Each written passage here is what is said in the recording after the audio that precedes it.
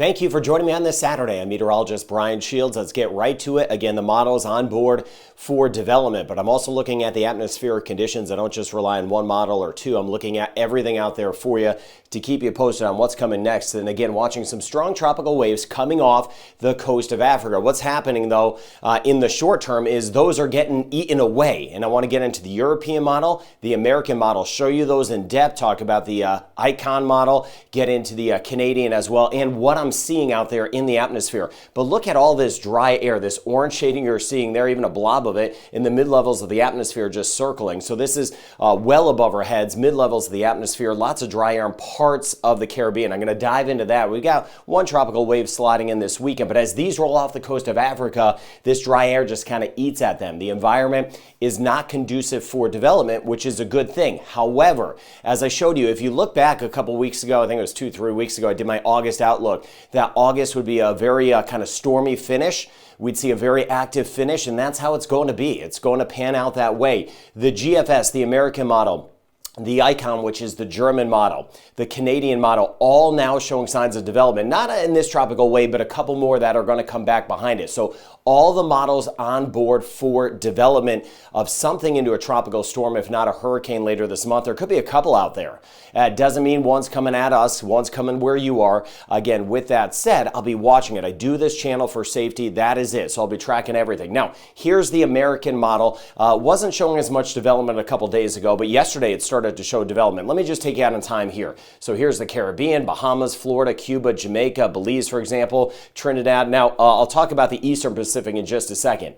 This is the middle of the upcoming week. You could see, again, not a whole lot of action, my friends, in Bermuda, up toward eastern Canada, east coast of the U.S., get over toward Guyana, Venezuela. Not much. But then later in the week, we're going to see a couple things. A weak tropical wave will work its way near the Caribbean by the end of the week. And then it will move into an environment that is conducive for development. So it's very weak. And then look at that.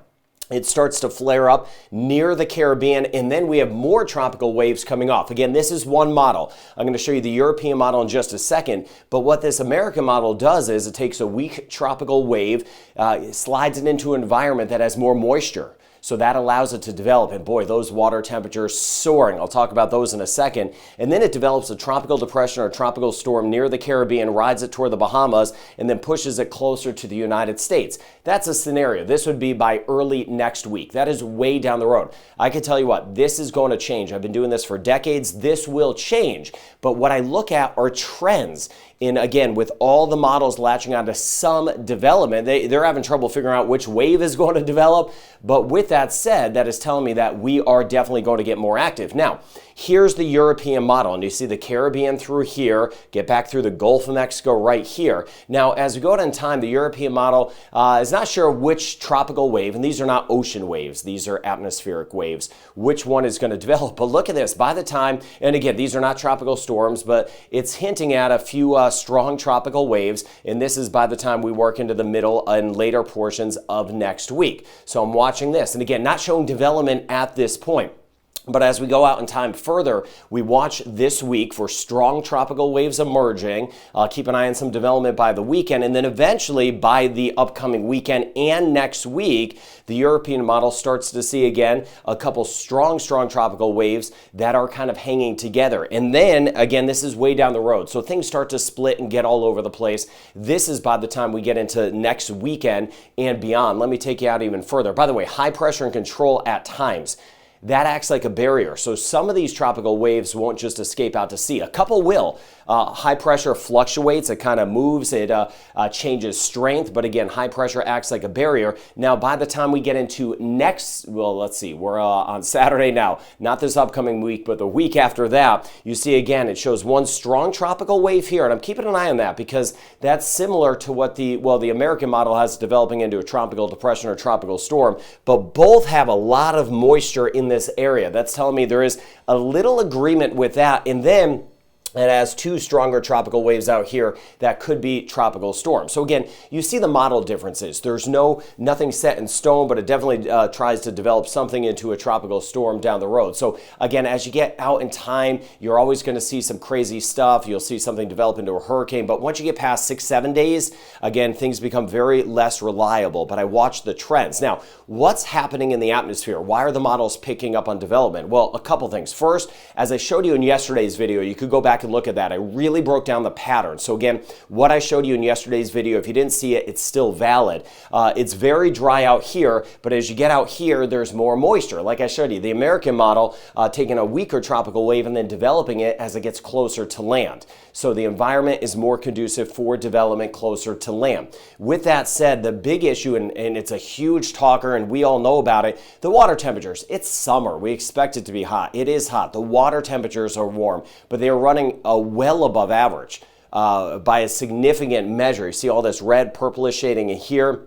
Water temps 31, 32 degrees Celsius. We're looking at water temperatures in the 90s Fahrenheit. That's bath water plus in spots, like a hot tub out there. So the concern is that anything that does at least hang together gets into an environment in the air that is conducive for development, and then you have this water that is super warm. And it's not just warm, it's the depth of the warm water. It's called the heat content. I don't want to get into all the science, but it's warm pretty far down as well. So that's a concern, because as a hurricane or tropical storm moves over water, it churns up the water, and then eventually cooler water comes to the top, and it could weaken the system. But there's still warm water down there because it's just so warm in the ocean at even some deeper levels. So it is a concern that we could see things kind of flare up very close to land, and that's why I'm going to be on top of it for you on this channel. Now, again, there's nothing out there. There's no threats at this time, just watching down the road. Now, as we go out in time, the next name on the list is Emily. Don was the first hurricane of the season. It briefly became a hurricane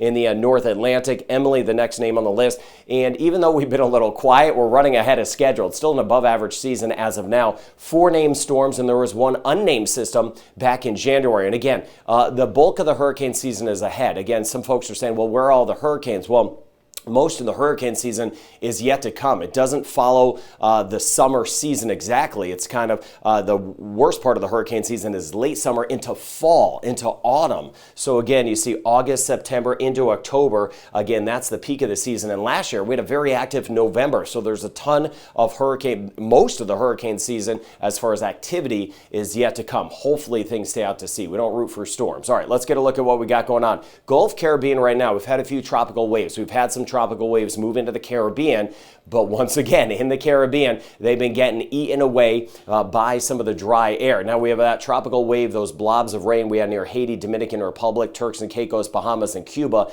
This is with a weak tropical wave. That's going to kind of slide up toward Florida. I'm not seeing any development out of that. With that said, you see the extra rain here. Let me show you this picture, and then I want to get into the eastern, I might have said Caribbean last time, Eastern Pacific development. I'll get into that in just a second. So here are the Cayman Islands, Cuba, near Jamaica, a little flare-up of some rain. Again, with this kind of a tropical wave that's sliding by. Passing showers, Barbados, Grenada, Trinidad and Tobago, Montserrat, Saba, all islands matter, big or small. As we work our way into our Sunday, by Sunday afternoon, you see this tropical wave bringing some spotty showers, Bahamas, Cuba, Cayman Islands, Jamaica, Mexico, the Yucatan, over toward Belize, Guatemala, El Salvador, and then I'm going to be watching here in the Eastern Pacific a developing system that may kind of curl up towards southwest Mexico, the Baja, and eventually even into California. Look at this system developing. This is by the time we get into Monday. So this could be a pretty quick flare up here in the Eastern Pacific. And as we get into next week, I'll keep an eye on that as well. Monday, scattered showers. All eyes next week, though, on the Eastern Pacific and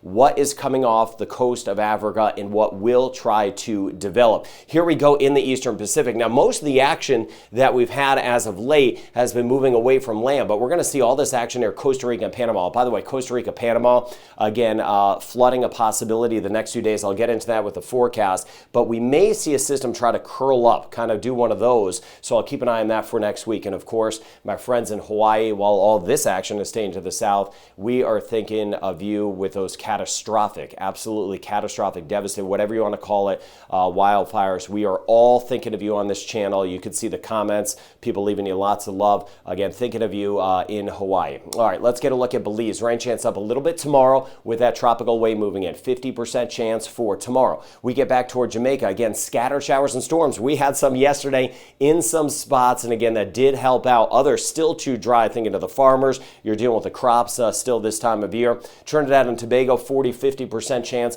of scattered showers. Watching that over toward Port of Spain. Grenada, 40 to 50% chance over the next couple days. Again, a lot of the attention is going to be off the coast of Africa and what may be coming at us potentially as we get into late next week, next weekend, and the week after that. Barbados rain chance 50% today, my friends in Barbados, as we work our way into St. Lucia.